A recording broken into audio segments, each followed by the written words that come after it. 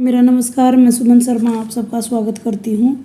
त्याग पत्र जो कि जैनेन्द्र द्वारा रचित एक मनोवैज्ञानिक उपन्यास है, उसमें चित्रित समस्याओं का जिक्र यहाँ इस वीडियो के माध्यम से मैं सुमन शर्मा, असिस्टेंट प्रोफेसर हिंदी, राजकीय महाविद्यालय सिवानी से। प्रेम विवाह की समस्या इसमें पुरजोर रूप से उठाई है। जैसा कि आप जानते हो, पिछले वीडियो में हम जिक्र कर चुके हैं कि त्याग पत्र की जो नायिका है वो मृणाल है। वो जन्मजात रूप से प्रेममयी है, हालांकि उसे प्रेम नहीं मिला है। वह माता पिता विहीन अनाथ बालिका है। वह स्त्रीत्व और शारीरिक बोध के साथ उसके प्रेम का केंद्र एक पुरुष शीला का भाई बनता है, पर उसे प्राप्त कर पाने में सफल होने के स्थान पर वह पहले से भी अधिक उपेक्षित व्यवहार करने वाली भाभी के तीखे प्रहार और अनिश्चित अपरिचित परिस्थितियों के साथ विवाह निर्वाह करती है। वहाँ भी उसे प्रेम, विश्वास और सम्मान नहीं मिलता है। विवाहित जीवन के नाम पर असहाय, अपमानपूर्ण मर्यादा और व्यक्तिगत स्वतंत्रता के तनिक से प्रदर्शन पर भी उसके पति की प्रताड़ना, बेटों की मार, अनवरत अपमान उसको सहना पड़ता है। और प्रेम विवाह जैसे मुद्दे आज समाज में जो कॉमन हो चुके हैं, लेकिन उस समस्या को जब ये 1937 में लिखा गया तो बहुत ही नई बात लगती थी। स्थूल और सूक्ष्म दोनों स्तरों पर सारा उपन्यास प्रेम विवाह से होने वाली विभिन्न परिस्थितियों, उनकी समस्याओं और उसके समाधान खोजने की कोशिश करने में लगा है। अगली जो मुख्य समस्या है, अनमेल विवाह के दुष्परिणाम। जैसा भी आप पहले भी उपन्यासों में देखते आ रहे हैं, चाहे प्रेमचंद का निर्मला हो या प्रसाद का ध्रुव स्वामिनी, अनमेल विवाह पर आधारित है। उसी आलोक में त्यागपत्र में भी अनमेल विवाह की समस्या और उसके दुष्परिणामों का मूल्यांकन किया गया है। मृणाल के अनमेल विवाह की शिकार क्यों हुई, उसके क्या कारण रहे, मातृ पितृहीन अनाथ बालिका, अवांछित रूप से भाई भाभी पर आश्रय लेना, बहुत सारी समस्याएं उसमें देखने को मिलती है। मृणाल के प्रति उनका वात्सल्य विहीन मनोविज्ञान के स्तर पर ईर्ष्या भावना को जगा देता है। उनके सामने पारिवारिक सामाजिकता का थोथा सम्मान भाव की अंगड़ाइयाँ लेकर खड़ा हो जाता है, जिन सब का परिणाम होता है मृणाल का अनमेल विवाह। वात्सल्य और प्रेम से भूखी मृणाल उस स्थिति में भी बच्चे की तरह सच्ची बनी रहती है और जीवन निर्वाह करने के लिए प्रयत्न करती है। जहाँ भी वह अनवरत प्रताड़ना, अवमानना, भाभी के बेटों को सहने को उसे मिलते हैं, वही पति उसका पशु पुरुष के प्रति घृणा भाव भी भर देता है। गर्भ तक जमाल घोटे का प्रयोग से गिराने और उसके यहाँ कभी न जाने का प्रयत्न करता है। थोथी मर्यादाओं और परंपराओं से घिरी भाभी भी कुछ भी स्वीकार नहीं करती है। पशु के समान पति के शिकंजे में वो फंसती चली जाती है। असफल प्रेम की और अनमेल विवाह की यह दास्ता बेचारी मृणाल आजीवन सहन करती रहती है। यह हमें देखने को मिलता है। अगला जो पॉइंट है वो है नारी आर्थिक स्वावलंबन।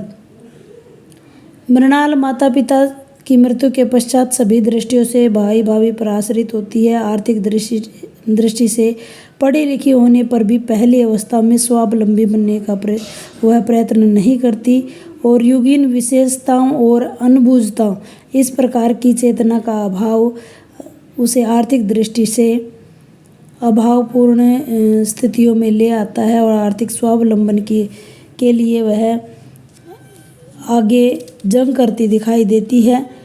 अपनी और अपनी जैसी स्त्रियों की आर्थिक व्यवस्था का एहसास बुरी तरह से उसे कोसता है।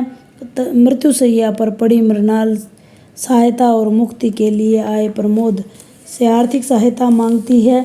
इस प्रकार अनेक स्त्रियों की दशा ऐसी ही है। दलित कोड और वासना के विभत्स को कुछ पैसे लेकर ओढ़ कर जीने के लिए विवश हो जाती हैं। उपन्यासकार ने वैश्य समस्या का प्रत्यक्ष उल्लेख न करते हुए उससे आश्रित अनेक समस्याओं को जरिया बताया है और नारी की आर्थिक विहीनता को इसका प्रमुख कारण बताया है। अगली समस्या के बारे में है नारी की स्थिति, जो कि भारतीय परिवारों में नारी की स्थिति है। नारी की स्थिति मृणाल से हम अंदाज़ा लगा सकते हैं। 1937 में लिखा गया था, तो उस समय कानून सर्वथा नारी की समस्याओं पर मौन था। यदि बोलता तो विपरीत नारी को एक पेंगु, मूक आदि बनाकर रखने में ही समाज समर्थ था। परंपराएं, मर्यादा भी उसका शोषण करने में सहायक थी। मृणाल को लीजिए आप एग्जाम्पल के तौर पर, तो बहुत सारा अपमान, अपरिचित, अनिश्चित पति गृह में जाना, भरसक चेष्टा और समझौतावादी दृष्टिकोण अपनाते हुए भी भर्त्सना, प्रताड़ना और अवमानना को सहना, वह पति द्वारा दूध की मक्खी के समान घर से निकाल कर फेंक दी जाती है। मायके और ससुराल कोई भी उसका निर्वाह का उत्तरदायित्व नहीं लेता है। नारी का तनिक सा भी भटकाव उसके मायके और ससुराल दोनों के संरक्षण से वंचित कर देता है। तो अब प्रश्न यह उठता है, नारी करे तो करे क्या? क्या वो आत्महत्या कर ले, अधिकार पाने के लिए विद्रोह करे या संकेत करे, या अपना तन को बेचे? निश्चय ही विद्रोह के मार्ग उचित कहा जा सकता है। आर्थिक स्वावलंबन भी आता है, मायके और पति की संपत्ति के बंटवारे का अधिकार भी आता है। पर जब तक न तो नारी इस प्रकार की मानसिकता तक पहुंच सकी थी और न ही समाज और उपन्यासकार। तो इसलिए मृणाल को यहीं तक के चरित्र चित्रण को रोका गया है। उस समय की परिस्थितियों के अनुसार यह सही है, लेकिन आज की परिस्थितियों के अनुसार यह नारी की स्थिति में बहुत बदलाव हुआ है। नारी आज सचेत है, अपने अधिकारों के प्रति जागरूक है, आर्थिक स्वावलंबन की स्थिति को अपनाए हुए हैं, परंपराओं को मुंह तोड़ जवाब देने के लिए तैयार है, और उसमें बड़ा योगदान शिक्षा का है। आइए 5वीं समस्या की तरफ देख लेते हैं, नारी के प्रति परंपरावादी दृष्टिकोण। अगर नारी की मनोदशा और नारी मनोविज्ञान का प्रश्न भी पूछा जाता है तो यही सारे पॉइंट आप उसी अनुसार ढाल सकते हैं। उपन्यास में लेखक ने ऐसे भाई भाभी का चित्रण किया है जो नारी के प्रति परंपरावादी दृष्टिकोण को अपनाए हुए हैं, जो प्रेम विवाह का विद्रोह करके अधेड़ उम्र के व्यक्ति के साथ अपनी बहन का विवाह करके अपने कर्तव्य को समाप्त कर देना चाहते हैं। विवाह के बाद मृणाल पति के साथ अनबन होने के बाद वापस अपने मायके आ जाती है, लेकिन मायके में भी उसे सहारा नहीं मिलता है, उसका कर्म, धर्म और मोक्ष भी वही है। इस प्रकार से स्त्री जब तक ससुराल की तभी तक मायके की है, ससुराल में टूटी तब मायके से भी वह अपने आप को टूटा हुआ समझ लेती, क्योंकि यही यथार्थ है, यही सच्चाई है।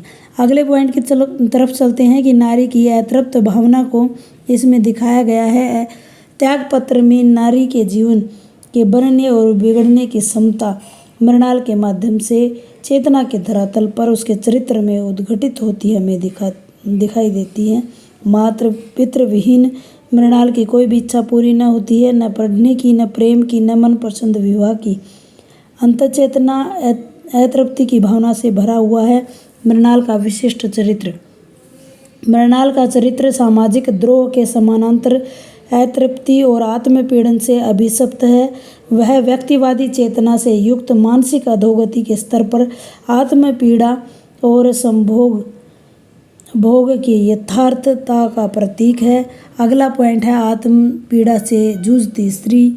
जैसा आपको पता है कि विवाह से पूर्व, विवाह के पश्चात, विवाह के समय सभी में मृणाल आत्मपीड़ा को झेलती हुई नारी के रूप में दिखाई गई है। अपनी सहेली के भाई से प्रेम करती है, वहाँ खुद आत्मपीड़न को झेलती है। मृणाल एक प्रतीक है नारी के सामाजिक उत्पीड़न का, उसकी आंतरिक सहन शक्ति का।